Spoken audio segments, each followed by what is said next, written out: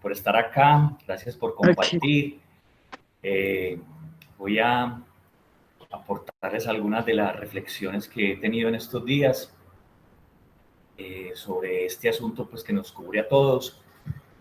Y qué bueno volver otra vez a estar con ustedes, de volverme a sentir en casa también.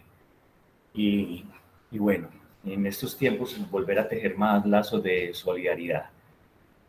Cuando Mercedes me invitó, me dijo que era un grupo de personas que estaban interesadas en que habláramos, hiciéramos como una conversación sobre los aspectos éticos en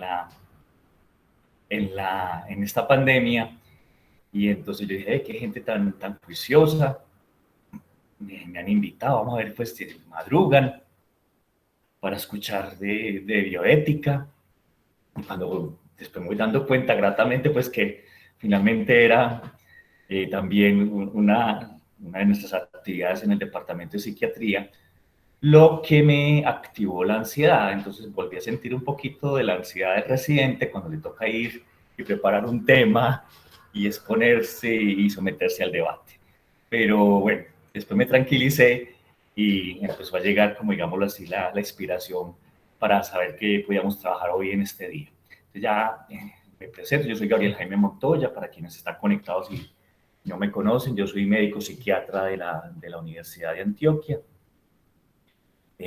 Soy profesor de la Facultad de Medicina y también tengo una maestría en sexología y salud sexual y maestría de bioética y maestría y doctorado, perdón, en bioética. Entonces hoy vamos a trabajar, pero lo que construyo he pensado que son como varios aspectos de la complejidad que hay en esto. También hay una profusión de artículos, de reflexiones, postcat, en fin, sobre los aspectos bioéticos en esto. No puedo cubrirlo todo, ustedes entenderán que son grandes desafíos para lo que estamos haciendo y pues bueno, voy a tratar de ver lo que sobre todo con mi visión y bueno, con los autores que he trabajado puedo llegar.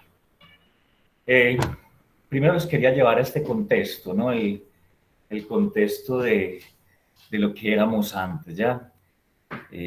La congestión, yo suelo en mis presentaciones trabajar como la semiótica de las imágenes, ¿ya?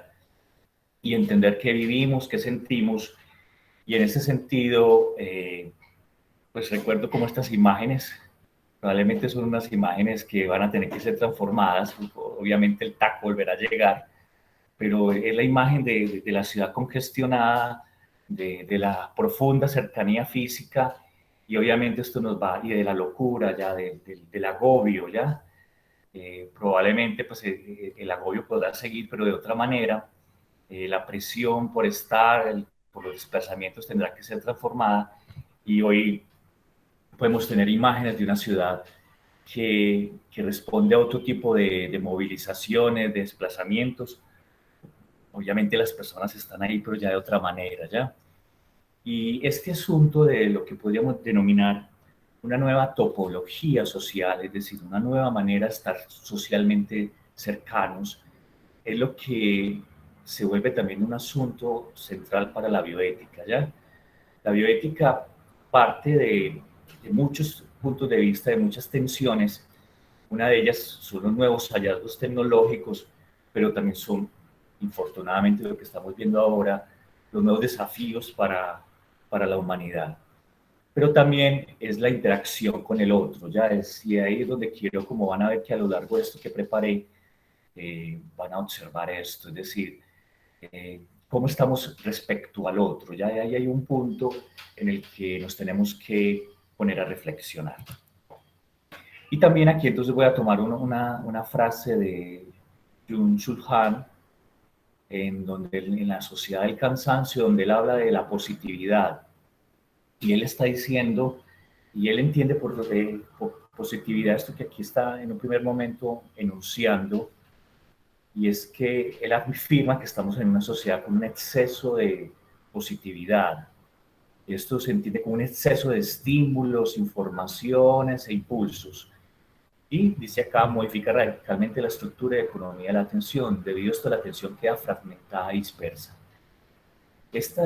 Las sociedades nuestras, las sociedades, si se quiere llamar, él las llama las sociedades tardomodernas, podríamos decir posmodernas para otros. Son unas sociedades donde hay una alta profusión de estímulos, ¿ya? Eh, Estímulos que vienen desde la publicidad, desde las imágenes, desde las ofertas de diversión, de productos, en fin, de las posibilidades de realizarse, incluso si se quiere, si lo pudiéramos tomar desde un punto de vista aristotélico. Entonces, claro, pero también, o sea, es una positividad, es decir, tanto estímulo puede generarte alternativas, es decir, te puede hacer innovador también, pero también te puede saturar, ¿ya? También te puede cansar. Entonces, por eso él habla del cansancio también, y eso es como el punto también en el que podríamos considerar lo que está pasando. Ahí también con esto es una alta positividad con todo lo de la pandemia. Yo recordaba las indicaciones que escribió Jenny García en un primer momento sobre cómo cuidar la salud mental en estos tiempos. Ella decía que no pasar más de 2 horas al día escuchando información sobre todo este asunto de la pandemia. Y me ponía a pensar que hay mucha sabiduría en esto, porque realmente hay personas que hasta ahora ya están conectadas, leyendo, escuchando noticias, en fin, viendo, y a las 10 de la noche todavía siguen sin poderse desconectar de todo esto. Entonces, claro, también hay un asunto de cómo los medios de comunicación han ido manejando las imágenes propias de lo que puede suceder en una pandemia. He de decir algo que le pasó a un amigo mío, vive en Queens, y le pasó que fue hace aproximadamente unas 2 o 3 semanas, estaba presentando apenas los síntomas iniciales del contagio por el SARS-CoV, y le tocó, él vive cerca al hospital de Aarhus, y le tocó ir al banco, fue al banco, pero él me describía en estos días una imagen que él ya sintiéndose un poco enfermo, pero todavía no tenía el diagnóstico. Cuando sale del banco al frente del hospital, eh, le toca ver cuando sacan 2 cuerpos, 2 cadáveres, y los depositan en esos grandes camiones de frigoríficos. Y él me describe la imagen de ver cómo abrieron ese camión y todo estaba saturado adentro de cadáveres. Entonces, estas imágenes son imágenes muy fuertes, porque además hay un punto que quiero aquí advertir sobre esto, y es que esta situación de la pandemia nos ha llevado a una vulnerabilidad común, ¿ya? Y entonces, quien se creía de alguna manera pues, excluido, no sé, cuando pensábamos en el ébola, cuando veíamos la situación del ébola y la veíamos por allá como tan distante en otro continente, esto también se nos viene como una presencia real y concreta en nuestras vidas. Y con este asunto de marcar como una vulnerabilidad común, es decir, aquí no hay un asunto de solo unas personas, solo unos tantos, sino que todos, dada la característica pues, de contagiosidad del virus, estamos susceptibles al contagio. Una primera aproximación es una aproximación básica, de las más básicas que hay en la bioética, es utilizar los principios de la bioética para tratar de entender qué está pasando. Entonces aquí están, los voy a desglosar enseguida. Y ese es el principio, utilizando pues la ética principialista norteamericana, y ver qué elementos podrían estar allí ocurriendo, cuáles son vulnerados, cuáles se pretende ser protegidos. Entonces, el primero, que es la autonomía, entendiéndose como el respeto a las personas, tal vez lo estamos viendo aquí, el asunto de la confidencialidad, por ejemplo, es decir, ya la visión que teníamos clásica de conservar la autonomía del individuo, sobre todo, por ejemplo, su intimidad, sus datos personales, su ubicación, esto también está fragmentado ya.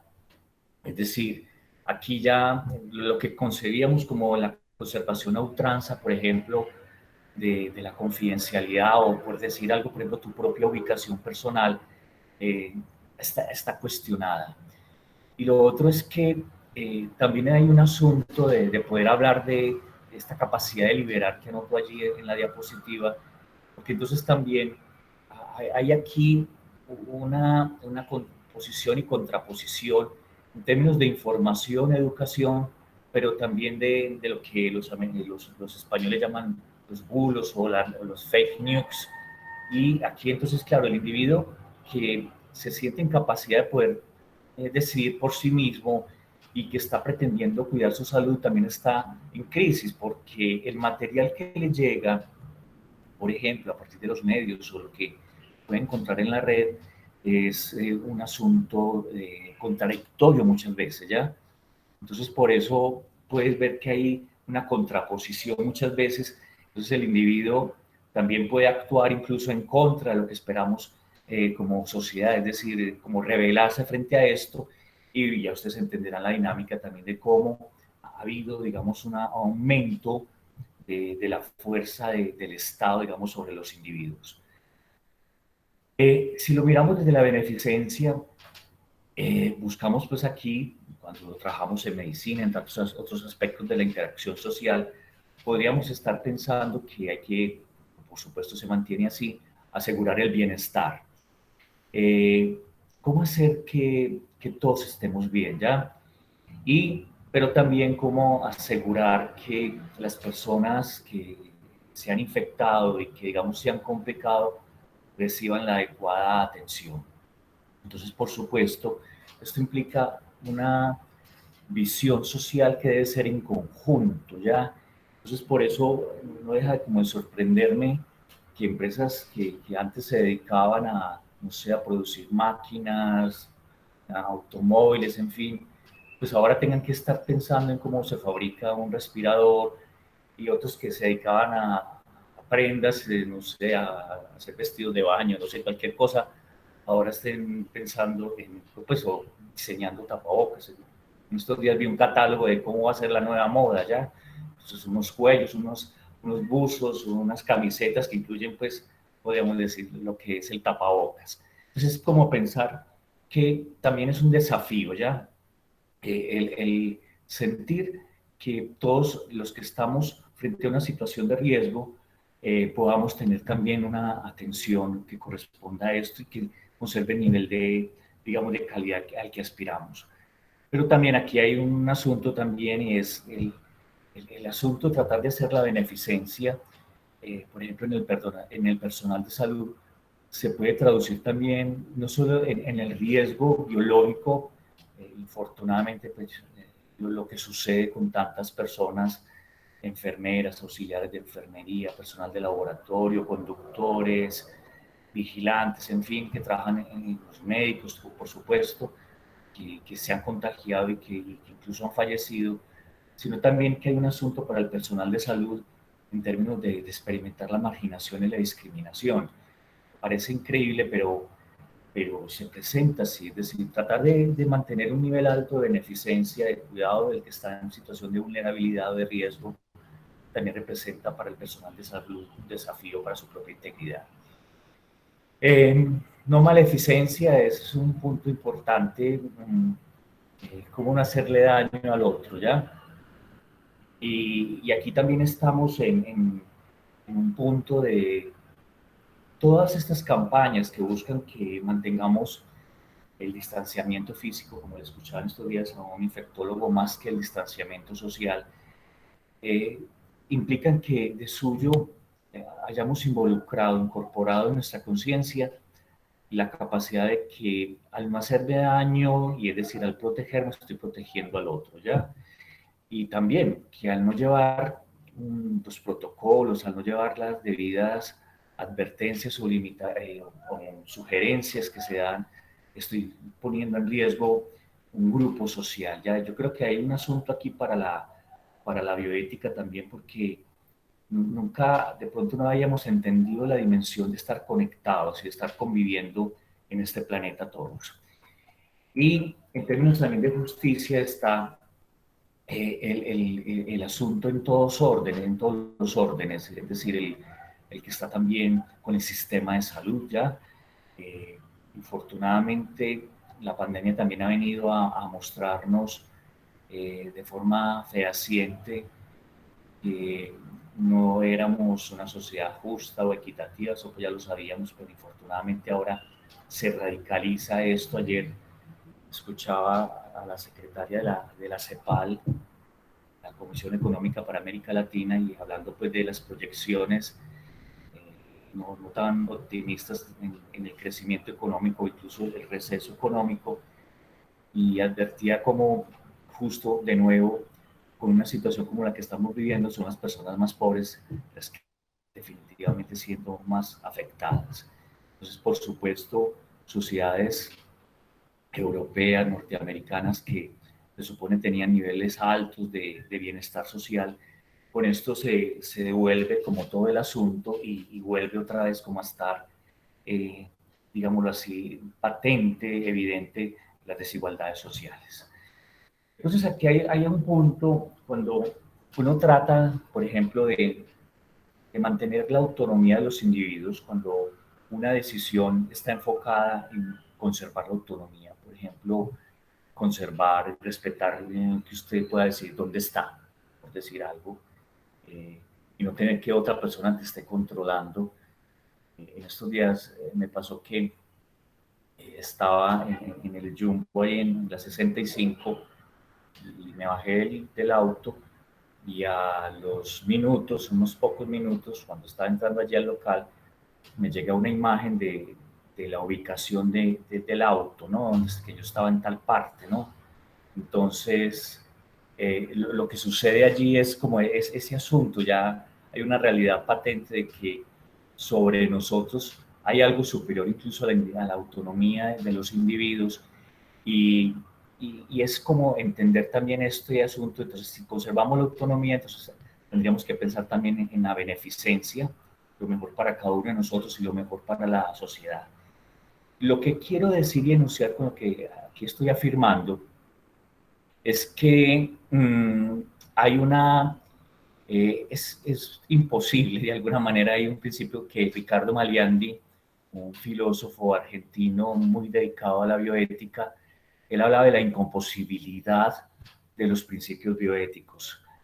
Esto por eso se quiere decir que es muy complejo que usted logre honrar todos los principios, es decir, que usted logre respetar la autonomía, que logre llevar la beneficencia al nivel más alto, que no haga maleficencia, que tenga y aplique la justicia. Es muy complejo, él habla de esa incomposibilidad. Hay momentos donde podríamos decir que puede predominar el bienestar colectivo y con una reducción significativa, por ejemplo, de la autonomía. Entonces, ese es como, por eso, aquí cuando muchas veces me preguntan, bueno, ¿qué sería lo mejor para hacer? ¿Cuál sería la mejor decisión? Aquí no hay decisión perfecta, ¿listo? Es lo que quiero advertir. Siempre que tomamos una decisión, por ejemplo, que busca el bienestar común, probablemente termine sacrificando la autonomía de los individuos. Aquí voy a seguir la ruta esencialmente con dos autores, ya he enunciado en un primer momento a Byung-Chul Han, y aquí voy a tomar elementos también de Martha Nussbaum, porque siento que aparte de lo que estamos viviendo como un hecho concreto, es también como la realidad de lo que va a suceder de aquí en adelante, es decir, esta manera como la sociedad se va a reconformar. Entonces, por eso quiero tomar algunos elementos de ella para como propiciar como la discusión. Dice ella, yo considero que la insistencia de Aristóteles en la importancia ética de una percepción vívida de las circunstancias concretas tiene su propia contribución para ser en un campo que está frecuentemente tan preocupado con modelos formales y teorías abstractas, que falla a la hora de aprender la vida cotidiana de la gente pobre. Y aquí es como el asunto es una interpelación que también le podría llegar a la bioética. Es decir, a lo mejor teníamos muchos modelos desde el punto de vista económico, político, desarrollo económico, que no estaban apuntando a la sociedad que realmente éramos ya, o que realmente somos. Y en ese sentido, lo que es útil, podríamos decir, es en esa aproximación a la experiencia concreta de la vida real, ¿ya? Entonces, había cosas que podían responder a una sociedad más, que no era a lo mejor la sociedad que éramos, o a una sociedad más idealista, o a una sociedad que aspiraba a llegar a unas metas, y se nos está olvidando el punto concreto. Lo concreto de lo que estamos viviendo es lo concreto de la amenaza que puede representar un virus para la sociedad, ¿ya? Entonces había como un optimismo eh, respecto a todo lo que podía ser la ciencia, es decir, había un exceso de afirmación sobre sus posibilidades. Eh, Recuerdo como algo en especial, y es que un día mis tías, hace por ahí unos 7 años más o menos recuerdo, eh, estaban arreglando ellas, botando cosas en la casa de los abuelos, y por allá había un cuadro de San Roque. Entonces una de ellas llegó y lo cogió y dijo, bueno, eso ya es para votar, porque San Roque era para las abuelas el patrono de las pestes. Y entonces una de ellas decía, no, pues es que ya se acabaron las pestes, esto ya no es necesario guardarlo. Y yo recuerdo que yo tomé el cuadro y dije, yo, me parece una lámina muy vieja, una lámina muy, muy vieja y muy linda, de una lámina italiana. Y la reflexión vino en estos días a mí como para decir, claro, nosotros pensábamos que este asunto de las pestes era una cosa por allá de la Edad Media, era una cosa donde no nos pertenecía como realidad concreta, lo que quiero decir. Entonces, claro, ya cuando las personas de facto empezamos a sentir el hecho de que hay una amenaza concreta, hay una amenaza que primero la percibíamos, por ejemplo, bueno, y sigue vigente con las armas nucleares y con los conflictos bélicos y todo esto, pero ahora la realidad concreta es esta, es una realidad de amenaza biológica. Eh, como cualquier pues, como elemento central de la bioética, que está también obviamente, pues, la tomamos de la filosofía, sobre todo, pues, obviamente de la filosofía kantiana, entendiendo a cada ser como un fin en sí mismo, ¿ya? Y ese sería como el punto que hay que advertir. Cada que los medios de comunicación, y muchas veces me han hecho la reflexión, por ejemplo, de cuántas personas han fallecido en Italia en un día, o cuántas personas han fallecido en España o en Nueva York. Entonces nos dan como el dato de decir 763, 852, 1200. Y de pronto la reflexión que vendría a decir, uy, pero es que cada uno de esos numeritos, de esas unidades numéricas, son una vida, un proyecto de vida. Y, y entenderlo eso, sé que obviamente la epidemiología requiere contar, pero el asunto que creo que también ha faltado y ha faltado en los medios de comunicación es precisamente hacer esa pequeña salvedad de que no solamente es una cifra y que si ayer se murieron 853, que hoy son 720, bueno, que ya es menos y que entonces tiene un sentido, claro que sí, pero no se nos puede olvidar que cada persona en sí misma es un fin, no un medio, y que cada vida cuenta, ¿ya? Entonces, por eso es como una salvedad que hay que tener en cuenta para no pasar como a la futilidad de hacer una suma y ya. Marta Nussbaum nos habla de unas capacidades básicas y yo siento que son justo lo que ahora vamos a tener que empezar a promover, ¿ya? Esta sociedad, y ella desde su trabajo grande, el que hizo con mujeres pobres en India, con personas, con niños pobres en India, allí también lo que percibía era precisamente estas marcadas dificultades para que las personas que tienen alguna cualidad, capacidad, pudieran como llegar a desarrollarla y a ofrecer, digámoslo así, lo mejor que pueden para las sociedades en las que viven. Eh, pero obviamente aquí estamos viendo cosas como elementos, por ejemplo, que nos preocupan, y es, por ejemplo, el estado nutricional de las personas, ¿no? Sabemos que la capacidad de desarrollar una respuesta inmune también depende de la nutrición.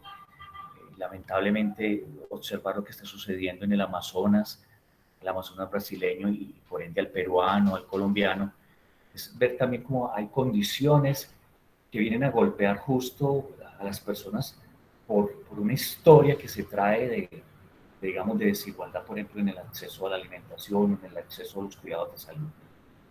Y ella también nos habla de unas capacidades centrales y ahora creo que van a ser, digamos, las que nos ocupen ya. Es el estar en el confinamiento nos ha llevado también como a decir qué necesitamos realmente, qué es lo que hacia dónde nos tenemos que enfocar.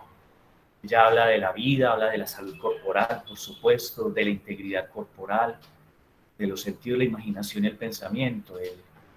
Mm, Qué bueno pensar que las personas que estamos viviendo situaciones de aislamiento, de estas, digamos, distanciamiento físico que implica el protegernos, también son momentos que podrían llevar a que se favorezca la imaginación, el pensamiento creativo, la innovación. También ella se dedica mucho al cultivo de las emociones. Eh, Hay una cosa que estoy seguro que mis colegas comparten que han visto. Esto implicó para muchos pacientes que estaba llevando que yo sentía que estaban compensados, muchos con todo este desafío se han descompensado, el que ya venía mal se terminó de complicar, entonces claro, hay como cierta catatimia que uno podría pensar con todo esto, pero también depende de las emociones que estemos manejando y de lo que circule a través de la palabra también. Entonces, por supuesto, también pueden haber mensajes afirmativos que lleven a que las personas pues, puedan cultivar, digamos, la esperanza y sentirse en mejores condiciones. Y hay como puntos importantes. Aquí yo, por ejemplo, cuando veo lo del juego y el uso, pues el juego en medio del tiempo de las personas en la actualidad, esta transformación, ¿no? De congregarnos porque hay que volver a jugar. Estamos encerrados, pero hay que volver a jugar, ¿ya? Y esto ha hecho que las personas se congreguen y como aquí en el edificio en el que vivo, eh, volver a escuchar como el golpeteo como de los dados sobre el vidrio, ¿ya? Se está jugando parqués o que se está jugando otro juego de azar. Es como escuchar un sonido, como decir, la gente se está congregando de otra manera y se está congregando porque necesitan jugar, ¿no? Se necesitan volver a jugar. Ella también nos habla de unas duplas de discriminación y aquí está uno observando que de alguna manera las pandemias también están volviendo a reflejar esto que estaba ya descrito y sobre lo que igualmente tenemos que seguir trabajando. Entonces las duplas de discriminación siguen siendo, sí, las de hombre-mujer, esta visión del sexo, género, lo que se da a partir de esto, sigue siendo permanente, es decir, bajo estas condiciones las mujeres también terminan siendo más perjudicadas, marginadas.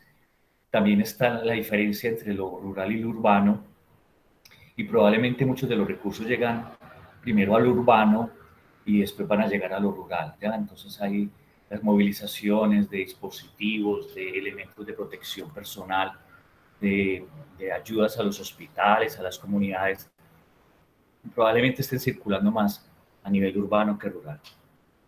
Y la gran brecha que es el desafío que siempre hemos tenido de entender que obviamente puede ser que a las personas ricas pues les vaya mucho mejor en términos de su condición de salud que a las personas pobres. Los elementos, por ejemplo, de hacinamiento que favorecen el contagio, el contagio pues, por el virus, pues obviamente están más frecuentemente en la población pobre y además hay como todos los elementos que señalaba hace un momento en términos, por ejemplo, de la calidad de los alimentos, de la calidad de la atención que pueden recibir. Cuando estaba preparando el material para esta presentación, para esta reflexión que hoy les estoy llevando, eh, estaba aquí, pasé por un asunto evolutivo, siempre me ha gustado todo lo de la etología y estaba mirando, pasé por esta imagen que me gusta mucho sobre nuestros orígenes y dónde estamos. Y entonces cuando uno mira al hombre moderno en las ramitas, y entonces estaba aquí analizando los primos que tenemos, ¿ya? Y entonces hay una cuestión que es muy interesante, nos sirve de discusión y es la gestión del conflicto. Entonces, el hombre moderno, ¿qué tipo de gestiones del conflicto tenemos a partir de lo que vemos en nuestros primos, en nuestros familiares? Entonces, aquí lo que podemos observar, por ejemplo, es que los chimpancés cuando tienen conflicto se suelen congregar y desarrollan, por ejemplo, conductas de violencia y ataque a individuos que están por fuera de la norma o a grupos. Entonces lanzan palos, lanzan piedras, es decir, entran en un conflicto marcado esencialmente por la violencia. Pero también tenemos unos primos que son los bonobos. Y en los bonobos suele darse otra gestión de la tensión social, ¿ya? Entonces, cuando hay tensión social, los bonobos suelen congregarse y utilizan la actividad sexual como una manera más de acercar hacia el otro y de reducir la tensión. Eh, pues aquí se me tendría que salir el sexólogo que llevo adentro, pero pues probablemente en estos tiempos de congregación sería mejor que la gente estuviera haciendo el amor y no que estuviera peleando en las casas ya, pero infortunadamente nosotros tenemos como sociedad una característica de muchos de los chimpancés de atacar, pero probablemente si aprendiéramos más de los bonobos, esto implicaría que nos podamos llevar mejor, ¿ya? Hay otra imagen con la que trabajo, digamos, de la semiótica. Esto sucedió en una playa en Nicaragua hace algunos años. Una ballena encalló y lo que uno ve es esas personas tratando de desplazar a este animal, a este cetáceo de no sé cuántas toneladas, tratándolo de volver a llevar al mar adentro. Y uno lo que percibe es que la fuerza del individuo es una fuerza muy limitada, ¿no? Pero en la medida en que nos congregamos puede haber un efecto. Finalmente, infortunadamente, el animal falleció, pero lo que yo pienso es que llevó a todas estas personas a lanzarse con entusiasmo a tratar de hacer algo, ya, de hacer algo para que el desenlace sea positivo. Y eso nos viene bien ahora, es decir, frente a esto podemos ver personas que están pensando con pesimismo, es decir, que dicen aquí no hay nada que hacer, habrá que dejar que pase, y esto lo puede uno ver hasta en la estrategia de muchos gobiernos. Mm, no hay vacuna, no hay medicamentos efectivos, simplemente es esperar a que se contagie el 70-80% de la población y llegue el efecto rebaño y los que haya que sacrificar, que se sacrifiquen. Incluso es un asunto muy llamativo porque ahí está imperante toda esta ética utilitarista anglosajona, es decir, mientras más personas logremos recuperar, salvar, eh, eh, esto es ventajoso respecto y algunos se tienen que sacrificar o muchos se tienen que sacrificar, pero esto tiene que seguir. Pero también uno podría pensar que nosotros pudiéramos ser una de estas personas que están tocando el lomo de la ballena y que estamos con nuestra propia fuerza tratando de hacer algo para que esto no tenga este desenlace y para que todos juntos podamos pasar al otro lado.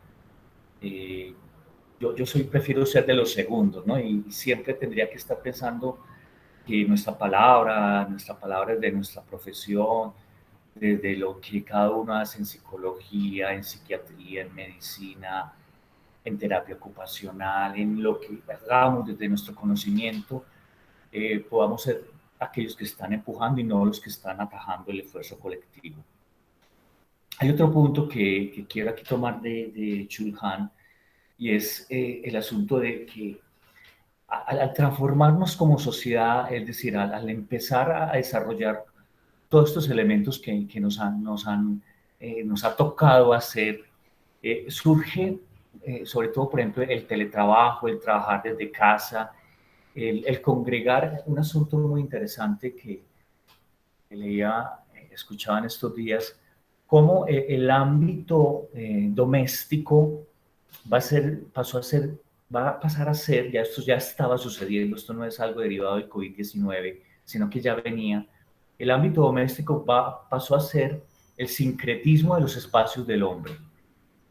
Esto es, primero tenías la casa donde vivías y salías a un sitio que era donde trabajabas y después podías ir a otro sitio que era donde te divertías. Pues bien, ahora lo que sucede es que en tu casa también va a ser tu oficina y también va a ser el sitio donde te diviertes, donde pasas el rato, el tiempo libre. Y entonces es el sitio donde vives, el sitio donde trabajas y el sitio donde te diviertes. Y esto, el sitio donde trabajas, pues aquí es donde lo que Chulhan llama el animal laborance. Y él, como el heredero de, perdón, de esta tradición de la biopolítica de Michel Foucault, se pregunta sobre este asunto del hombre que trabaja. Entonces pensemos como este asunto de la sociedad que ahora en adelante va a tener que seguir trabajando durante un buen tiempo o que ya hizo un cambio porque muchas personas van a tener que seguir trabajando desde sus casas. Él habla del animal laborans tardomoderno, no renuncia de ningún modo a su individualidad ni a su ego para consumarse trabajando en el propio proceso anónimo de la especie. La sociedad del trabajo se ha individualizado y convertido en la sociedad del rendimiento y la actividad. El animal laborans tardomoderno está dotado de tanto ego que está por explotar y es cualquier cosa menos pasivo. Y aquí es uno de los principios con los que él habla del cansancio del hombre moderno. Y ahora que trabajo con tantos pacientes, por ejemplo, que ya todas sus actividades desde casa, lo que uno observa es como ese incremento de la ansiedad también por estar rindiendo y como la incapacidad de poderse desconectar. ¿Ya? Entonces, eh, la queja y uno mismo la puede sentir, uy, porque siento que ahora me canso más, estoy trabajando más, pero aunque esté en mi casa, me siento agotadísimo con todo esto. Es decir, hay como una sobreexplotación, es decir, el individuo no puede hacer estas pausas que en otro momento podía realizar para desconectarse, ¿ya? Y hay un asunto que es lo que Chuklan habla de este asunto de tener impregnado, de poder llevar en sí mismo. Antes podíamos hablar de lo que Michel Foucault habla del panóptico, es decir, te están vigilando, eh, hay un capataz, hay alguien que está gobernando tu vida y que define cada uno de los movimientos, es decir, el ojo del gran hermano y la capacidad que tenía de controlar a la sociedad, es decir, al grupo. Y entonces ahí es donde Michel Foucault trabaja todo este asunto de lo que fue el cambio en la sociedad francesa cuando se dictan las normas de sanidad. Hay un punto muy importante y es que todo lo que significa el poder del Estado fácilmente entra es por el asunto de la sanidad.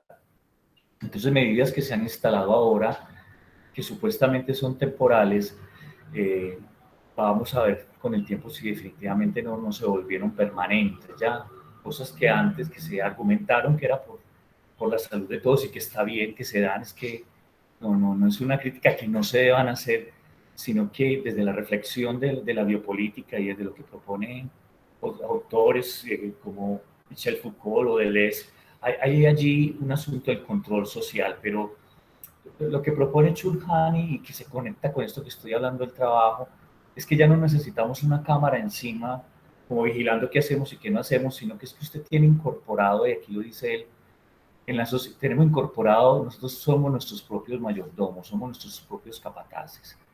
En la sociedad del trabajo y rendimiento actual que muestra los rasgos de una sociedad coercitiva, todo el mundo porta consigo un almacén y un campo de trabajo, ¿ya? Y en ese sentido, ya no es necesario, es uno mismo el que se dicta la norma de cuánta carga va a tener. Y esto está sucediendo también, o sea, las personas sienten que no pueden rendir y a lo mejor están en ese nivel de saturación sobre eso, del que habla, ese nivel de cansancio del que habla Chulhan. La peculiaridad de este campo de trabajo consiste en que uno es al mismo tiempo prisionero y vigilante, víctima y criminal, señor y vasallo. Nos explotamos a nosotros mismos. El explotador es al mismo tiempo el explotado. Ya no cabe distinguir entre criminales y víctimas. Nos matamos a base de optimizarnos para poder funcionar mejor. Un mejor funcionamiento se interpreta fatídicamente como mejora del yo. Esa es una frase contundente de Chulhan en la sociedad del cansancio, y es lo que podemos ver, o sea, lo que se nos viene como sociedad, lo que estamos viviendo, ya lo estábamos sintiendo, ya lo estábamos experimentando, pero ahora con mayor razón, ¿ya? Y además de lo que el COVID significó, el COVID-19 ha significado en términos de nuestra salud, también lo va a significar en términos de la calidad de vida y sobre todo de este impacto estruendoso sobre la economía. Entonces, por supuesto, aquí vamos a encontrar, y quienes trabajamos en salud mental, cada vez vamos a encontrar personas que viven todo esto que está describiendo Chulhan, ¿ya? El sentirse fatigados, el sentirse que se te están autoexplotando, ¿ya? Entonces hay que como advertir, incorporar este discurso de él. Esto lo vemos aquí, por ejemplo, en el multitasking. Entonces muchas veces el sentir que no soy capaz de hacer tantas cosas al mismo tiempo, ¿ya? Eso es como parte de de la saturación que podemos experimentar a diario, ¿ya? Y hay personas que definitivamente no lo pueden hacer, otros son más hábiles, o tendrán más juventud, o tendrán más inteligencia y lo podrán hacer, pero el multitasking, entonces ahora eh, puedes estar dando una clase por internet con tus estudiantes, pero a la vez tengo que estar pendiente de las mascotas que están haciendo allí y estar pendiente si puse un café o abrir la puerta, y además estar pendiente, aquí me están escribiendo para unas preguntas del comité de bioética.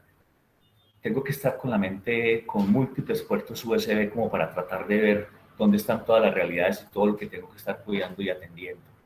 Esta es la fatiga y el cansancio del hombre moderno. Ahí, cuando busqué la etimología de la palabra cansancio, eh, viene de un origen griego que es cancere, que significa arriar las velas, es decir, cuando se llega a un puerto o frente a una situación difícil climática, bajar las velas para que no se destroce el barco.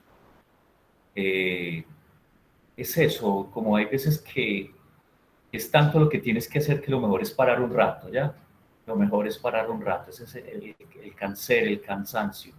Y estamos en sociedades donde pues, todos estos medios nos sirven para conectarnos, pero a la vez también reflejan la fatiga propia. Estas son imágenes, es una imagen de esa fábrica que se desplomó en Bangladesh, una fábrica de confecciones. Y yo miraba, como cuando revisaba esta imagen para esta presentación, que esta fue una imagen que nos reflejó esas condiciones tan duras en las que se contenían, estaban confinadas en un hacinamiento impresionante estas personas en un edificio viejo, y obviamente eso se terminó desplomando porque no estaba diseñado ese edificio para contener tanta gente.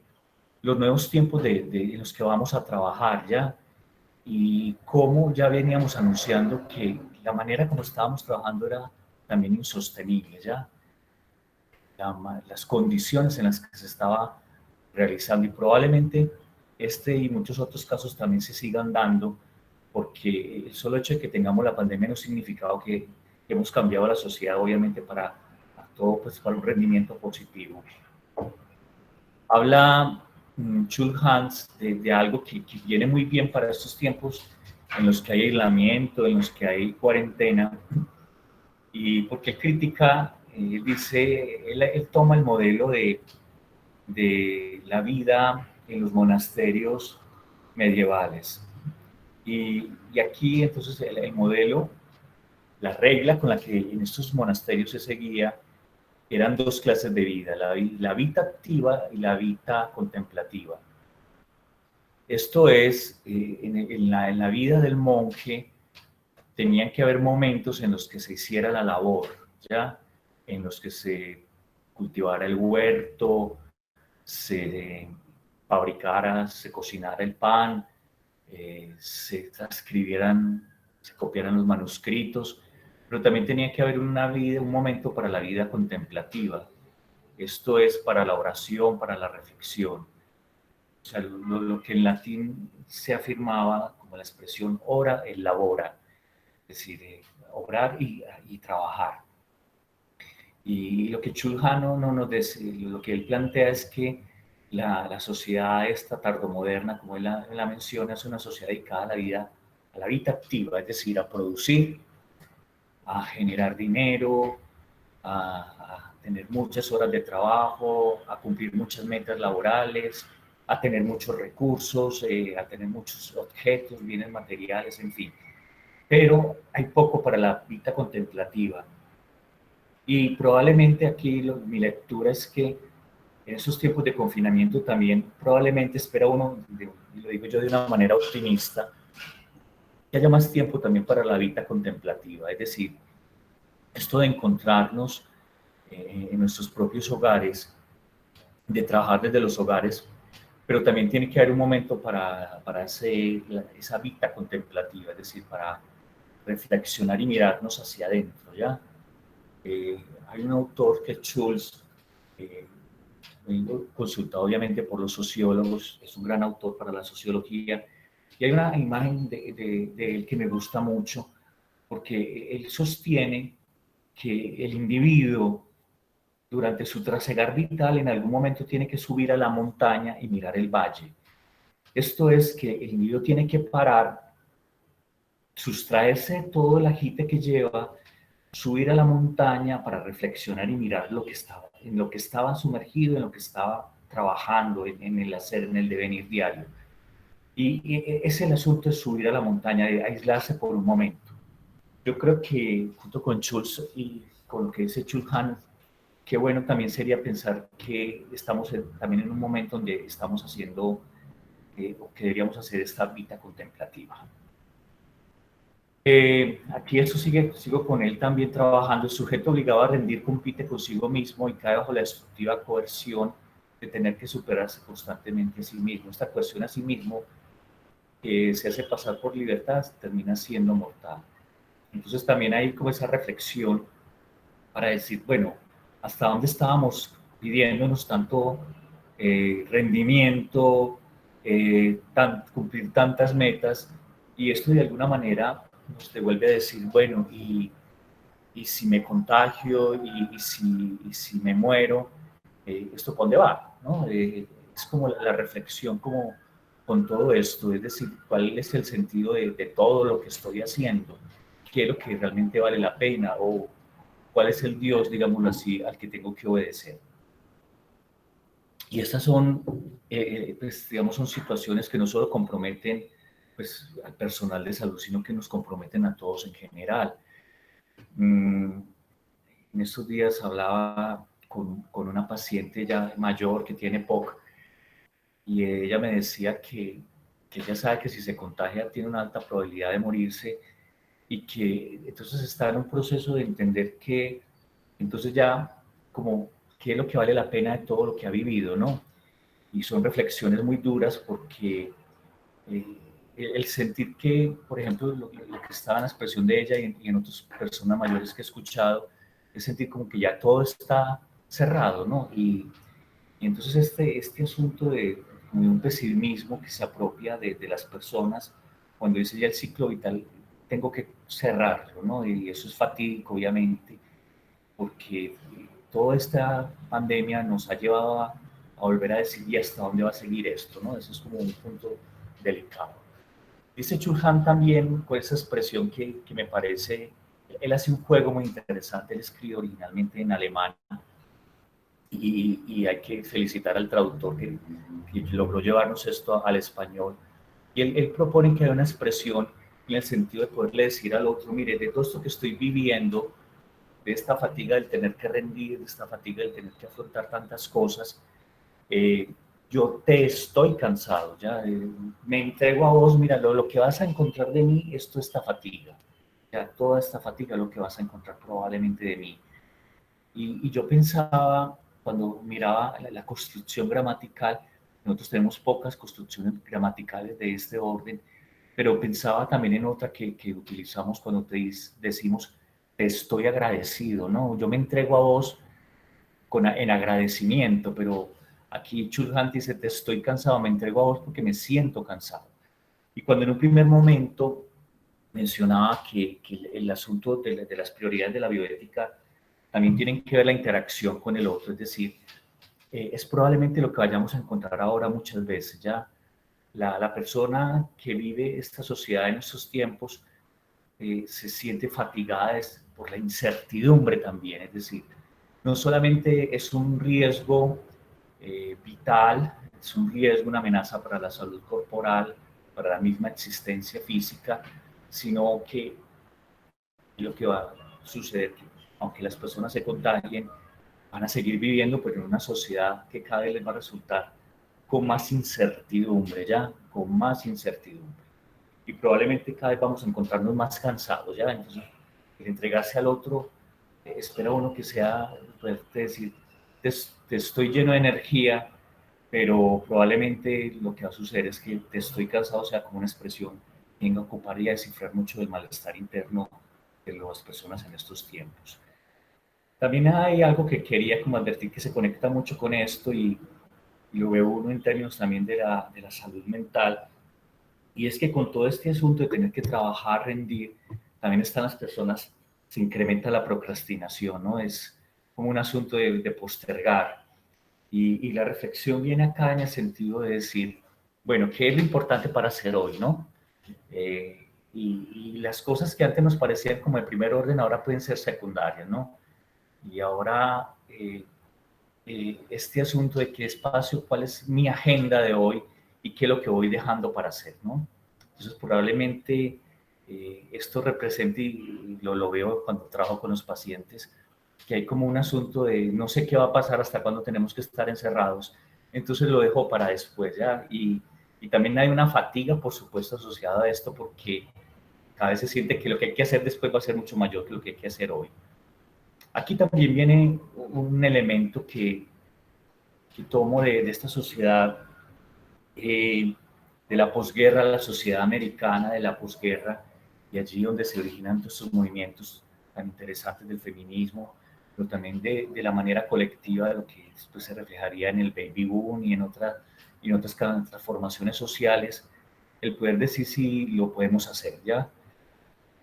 Eh, También hay como un desafío como sociedad, es decir, esta pandemia nos puso a todos en una situación de vulnerabilidad común, como lo enunciaba ahora, pero también a lo mejor si el discurso que se genera, que generamos como sociedad, es decir, si lo podemos hacer y lo podemos superar, sea el optimismo que necesitemos activar.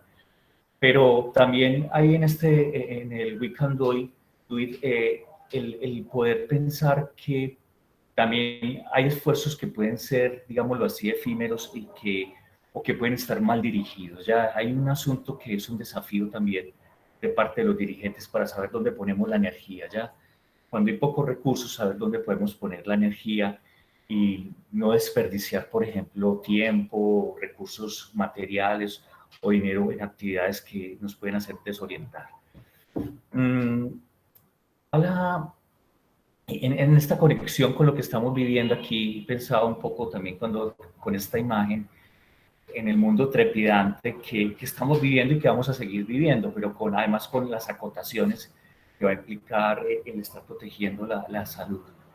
Eh, el mundo trepidante, el que trepida es el que tiembla fuertemente, el que está agitado, y pensaba como en esta imagen cuando la trabajo. Esta es una imagen del metro en Tokio y cómo hay personas aquí esperando en la fila para poder ser comprimidas, ¿ya? Para poder ser eh, empacadas dentro del metro. Y hay como una serenidad. Pero pensaba aquí en esta imagen, y la pensaba la de este individuo aquí que ocupa como el cuarto lugar en la fila, la serenidad con la que está esperando como ser empacado allí. Y esto es parte, como digámoslo así, como de la angustia por lo que viene, pero también a la vez el estar como preparado para lo que se va a dar, ¿ya? Entonces hay un malestar que se anticipa, lo que quiero como mencionar en esta imagen, y probablemente como con las estrategias de afrontamiento, lo que cada uno de nosotros espere, ¿ya? Entonces por eso el desafío también en salud mental sería ver cómo estamos los que somos profesionales de la salud, de la salud mental, orientando a las personas sobre la incertidumbre que se puede venir, que se va a dar en esta situación. Hay un punto aquí que quiero también trabajar sobre los nuevos ámbitos y estas reflexiones que uno podría tener en estos tiempos. Y se me vino a la mente algo que había preparado, pero esto lo había preparado era para un tema de sexualidad postmoderna, y es Hugh Hefner, ¿ya? Estas son imágenes de Hugh Hefner, pero quería aquí como tomar algo de que me resultó, pues, me llamaba la atención, que es bastante interesante, y es que Hugh Hefner, por allá en los años 60, es de los que primero propone la idea del trabajo en casa, ¿ya? Eh, esta imagen, de la famosa imagen de él, de la imagen de la cama circular de él, es él se la desarrolla, y lo que quiero aquí advertir, si lo pueden ver en esta imagen, es que la cama es a la vez el sitio donde se duerme, donde se tienen los encuentros sexuales, y es también la oficina, ¿ya? Y aquí es probablemente el sincretismo que podemos observar en lo que les proponía ahora. Lo que quería era como advertir este asunto que puede cifrar mucho y entender para entendernos, ¿ya?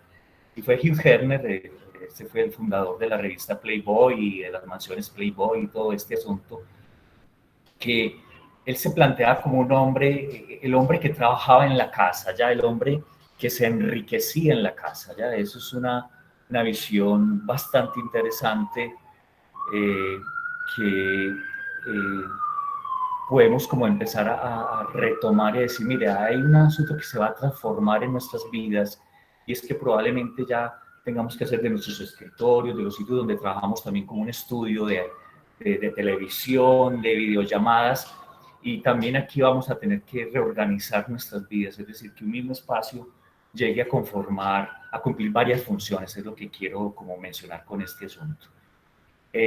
Aquí, y esto es como de las partes finales de mi reflexión, esto va a generar también todas estas medidas que se hacen para contener la pandemia, para aplanar la curva de contagios y de personas enfermas.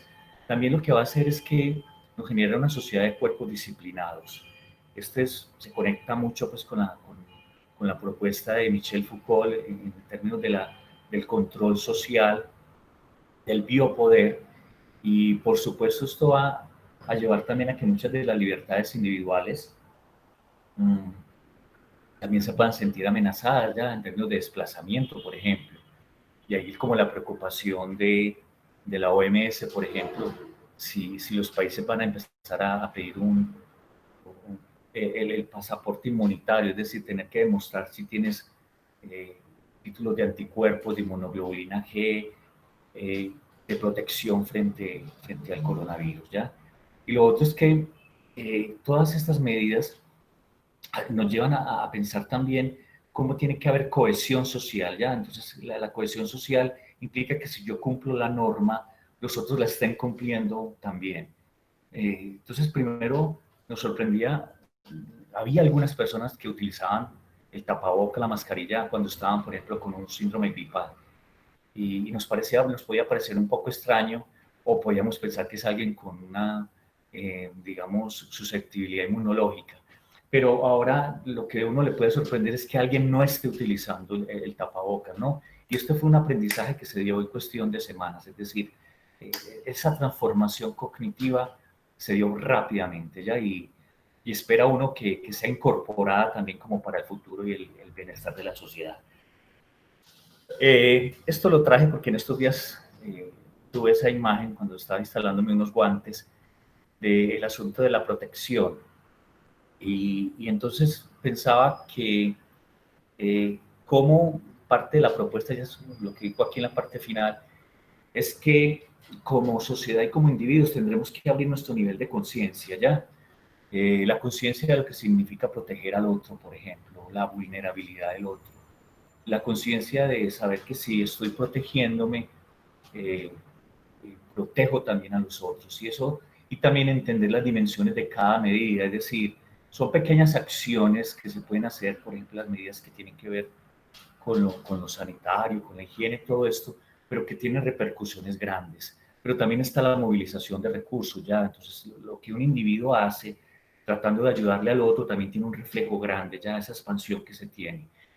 Y aquí recordaba algo, y es que yo vivo ahora en el centro de Medellín, y hay un sector que me llama mucho la atención cerca de la plazuela San Ignacio, donde arreglan todos los zapatos, pero uno de los servicios es que vi allá unas máquinas que me llamaron mucho la atención, y es que para ensanchar los zapatos. Entonces me ponía a pensar que, y es como muy demandado el servicio, y pensaba yo como una estructura, como un zapato, que uno aparentemente podría pensar que no se puede ensanchar, sí lo pueden hacer ya.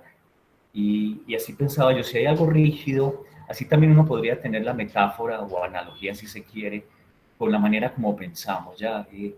Pensábamos a lo mejor solo con una talla, ya es lo que quiero decir, pensábamos con una talla M, y a lo mejor el desafío que tenemos que hacer como sociedad ahora es pensar con talla L o XL, ya. Es decir, esto nos lleva a que aunque estemos viviendo en la misma sociedad, a lo mejor las mentalidades que vamos a tener que enfrentar para los nuevos desafíos sean de este orden.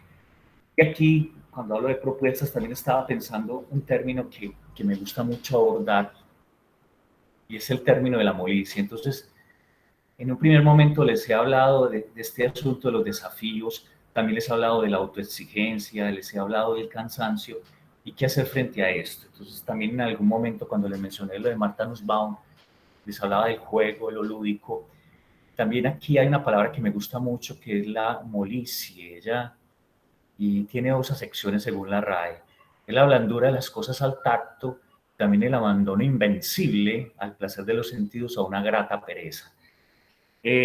También hace falta cultivar la molicie. Ya, hay un asunto aquí que viene con la imagen que seleccioné, que estaba en los griegos, y es que la molicie era también una imagen de estar bajo las parras, ya, bajo la vid, eh, superando la fatiga del sol del mediodía, ¿ya?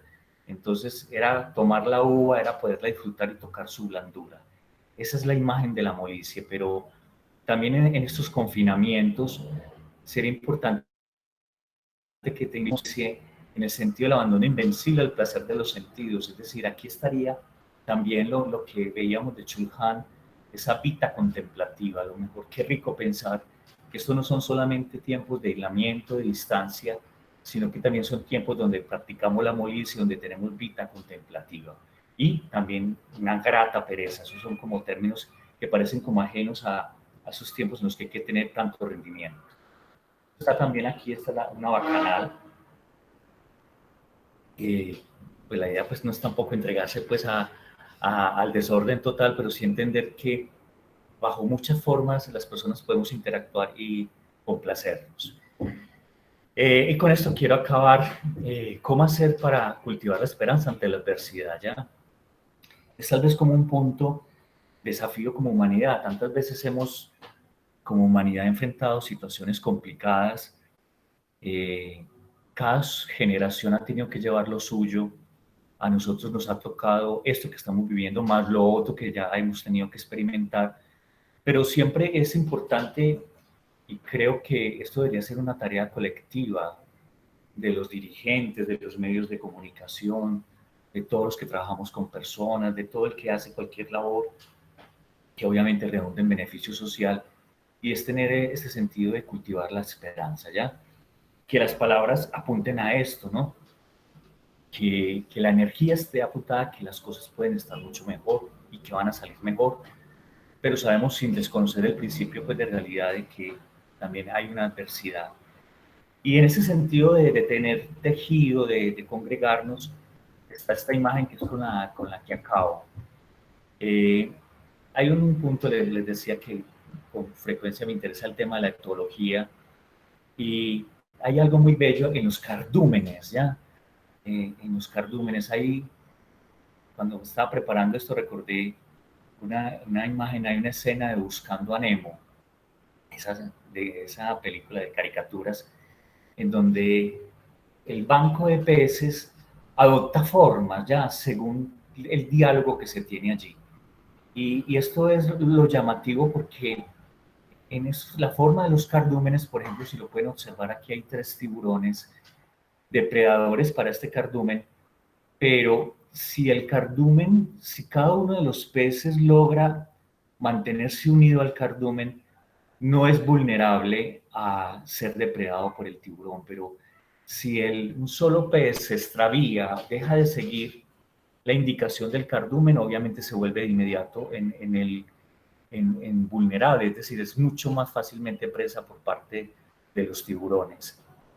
Esto es un concepto que también en psicología trabajan como emergencia, es decir, es algo, pequeños individuos, y eso también está obviamente en el funcionamiento cerebral, en las unidades que son las neuronas, pero una neurona no hace todo sola. Entonces, pequeños individuos que al congregarse tienen una capacidad superior a la individual, ¿ya? Entonces, por eso leía que hay incluso algunos cardúmenes que adoptan la forma como si fueran un tiburón, es decir, que frente a la amenaza del tiburón, ellos mismos hacen una figura de tiburón. Y el que está en la zona del ojo sabe que tiene que estar ubicado ahí y no en la cola, ¿ya? Y toda esta imagen de la forma de los cardúmenes la tomo como para la propuesta que podría pensar que nos tiene que orientar también, y es que ahora nos tenemos que comportar como un cardumen organizado.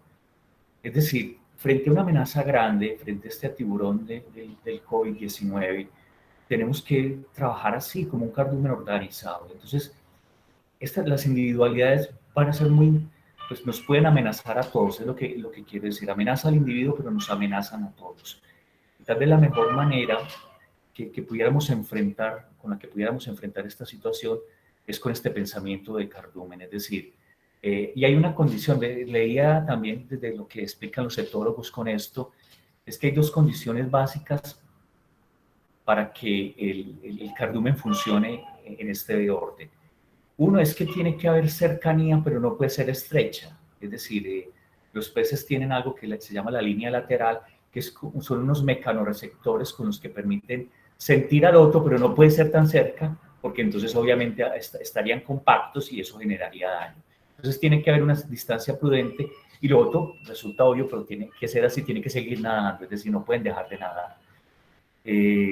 Esa condición vale para nosotros, es decir, tenemos que estar cerca, no demasiado, por muchas razones, pero también tenemos que seguir nadando, ya no podemos parar este asunto, no podemos parar la sociedad mientras vemos cómo encontramos la solución para enfrentar esta amenaza. Y bueno, con eso termino, les agradezco mucho.